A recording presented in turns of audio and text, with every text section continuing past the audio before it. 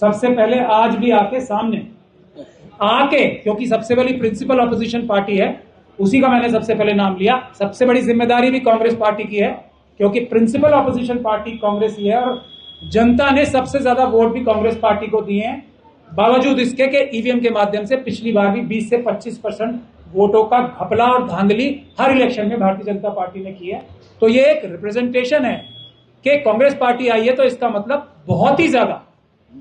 इस वक्त पूरे सारे पॉलिटिकल पार्टीज जो एनडीए और आरएसएस बीजेपी के साथ नहीं है, वो एकजुट हैं, पेपर बैलेट से चुनाव करना चाहते हैं। एक आखिरी बात करके मैं अपनी बात खत्म करना चाहूंगा कि हम लोगों ने प्रेजेंटेशंस की हैं और आज भी मैं एक बार ये अपनी लीगल ओपिनियन डिटेल में कोई भी मुझसे पूछना चाहे, और हम चुनाव आयोग को, मोदी जी को, आरएसएस को ये खुला चैलेंज है, ये जो बात मैं कह रहा हूं, ईवीएम, पेपर बैलेट से चुनाव जल्दी हो सकता है, पेपर बैलेट से चुनाव सस्ता होता है, पेपर बैलेट से सबसे ज्यादा सुरक्षित चुनाव होता है। इसके लिए हम किसी भी दिन कहीं भी डिबेट करने के लिए तैयार हैं। और आखिरी बात यह कि पेपर बैलेट से चुनाव हो ऐसा देश का कानून कहता, ईवीएम से चुनाव हो ऐसा देश का कानून आज का कानून नहीं कहता। आज का कानून भी